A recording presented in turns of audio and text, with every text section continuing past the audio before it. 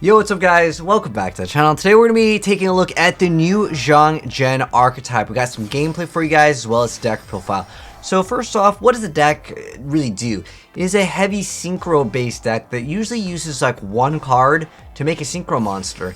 And on top of that, you'll be able to actually draw an additional card when you go for the play anyway. So pretty much you get to go plus when you make a pretty decent monster.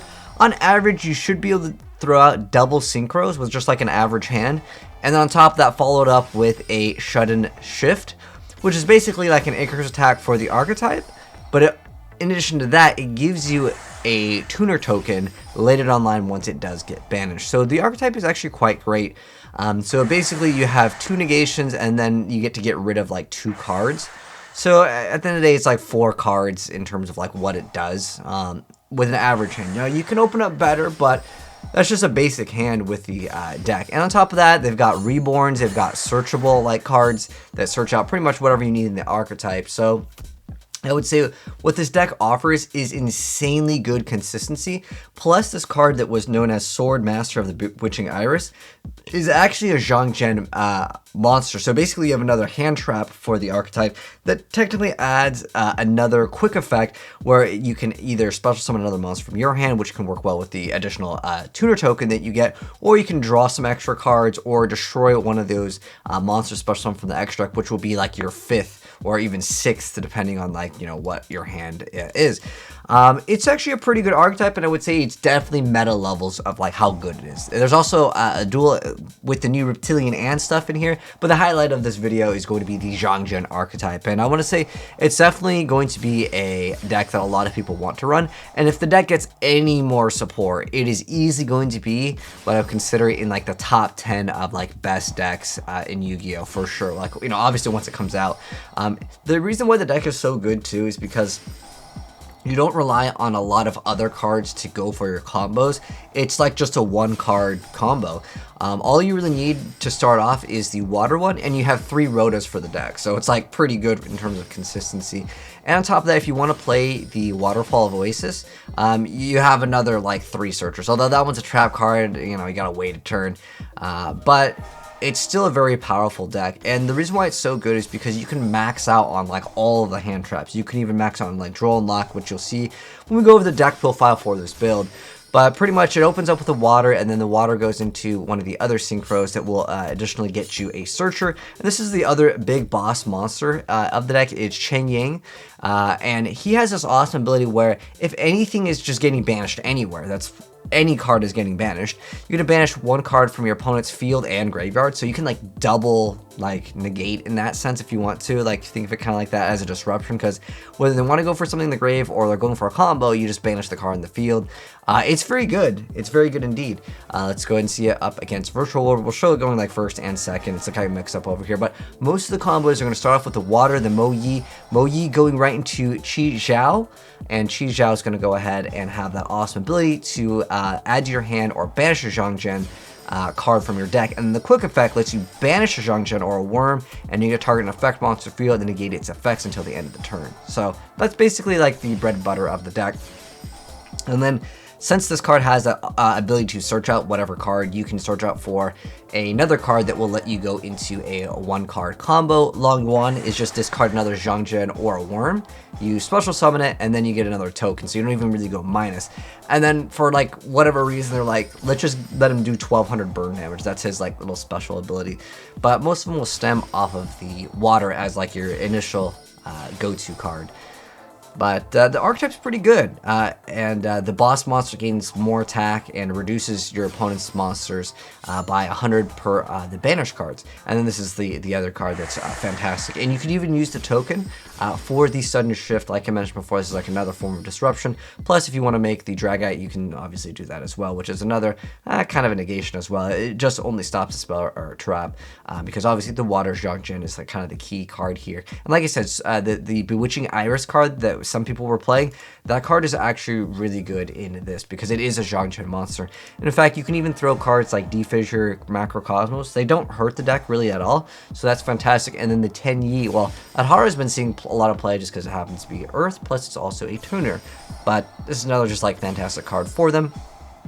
Not only can you just obviously use it for a tuner, but it's also a worm, and that's what the archetype is all about. We're actually seeing some of the new hero stuff over here. We have Denier out, but with the Droll Law, he's like, I'm not going to bother going for any more extensions. But once again, you'll see kind of like the bread and butter play. It's either go for the water one as your opener, or you make Xiangjian. And this card has that. That's what I was talking about, where it has a boost where it gains 100 in attack and defense for each banished card, and then your opponent's cards lose 100 for each. And like, that's really good. It's each banished card, not banished your card. So desires, you can just get this card up to massive amounts of attack. And then on top of that, this card is really good. It'll also protect itself. If it would be destroyed by a card effect, you'd banish a card from your graveyard instead. And some of the cards, when you banish them, you'll get bonus effects, like the trap will give you the extra token tuner, which is awesome.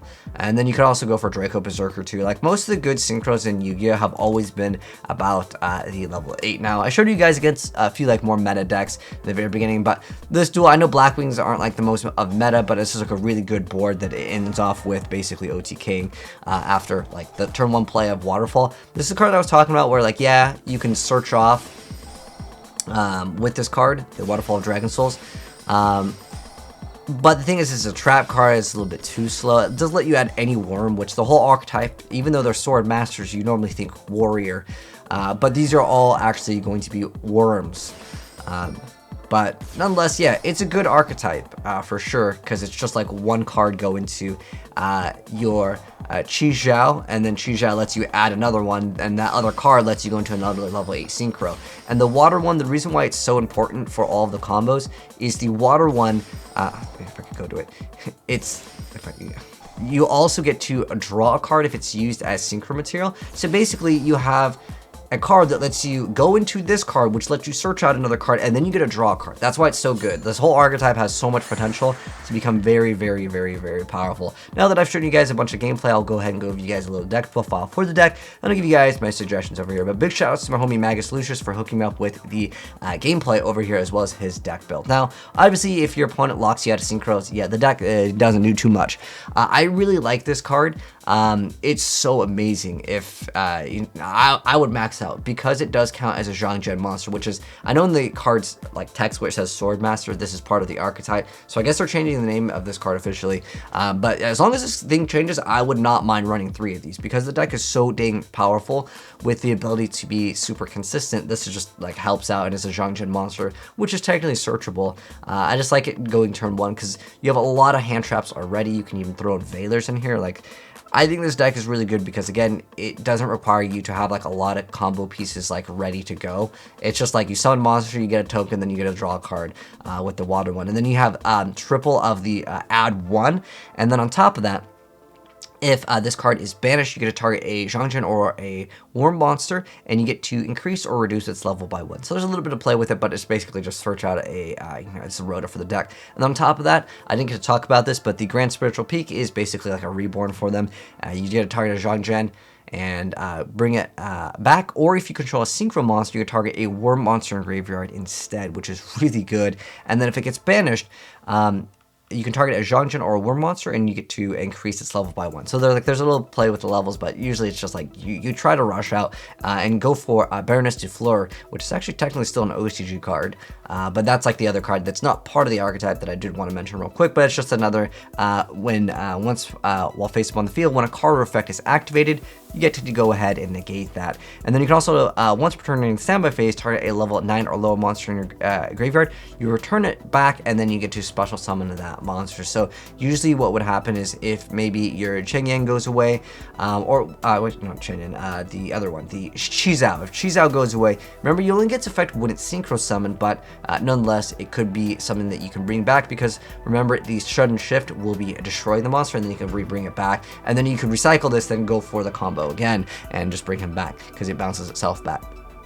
So kind of cool stuff over there that I just wanted to mention. But anyways, here's the deck profile. I'll give you guys the download link if you guys want to in the pinned comment over in the Discord. You guys can visit that, and you can download all my Yu-Gi-Oh decks as well.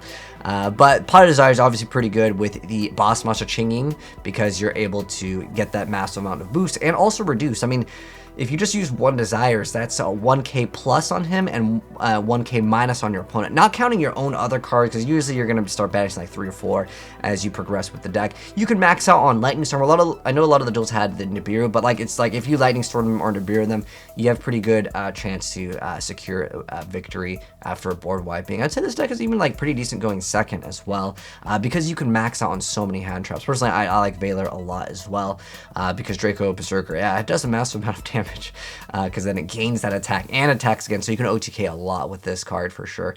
But I pretty much mentioned everything that I felt like it was super important. I don't know if I really play macro, because it's like, I think D-Fissure, 1, it's faster, but that's just my take on it. It's not that big of a deal to drop that 1 card. But there's also research which I didn't get to talk about, which lets you target a face-up monster you control and banish up to 5 of your Xiangjian cards, and then and or war monsters, and then it gains 300 attack for each, and then if this card's banished, you get to summon another token. So that's kind of nice for that. But I feel like these 4 cards in particular, are too slow for me. I mean, this is the build that you guys saw in the gameplay. I just personally don't like cards that are too slow, so I'd probably drop these. I'd max out on even more hand traps, or even consider running Impermanence as well. That's another fantastic card for the archetype, as yeah, that way you can get rid of some of the stuffs that would be a problem. But like when you can play 3 Lightning Storm, 3 Nibirus, 3 Ash, and 3 Drool, and then 3 Valor, like your opponent is not doing nothing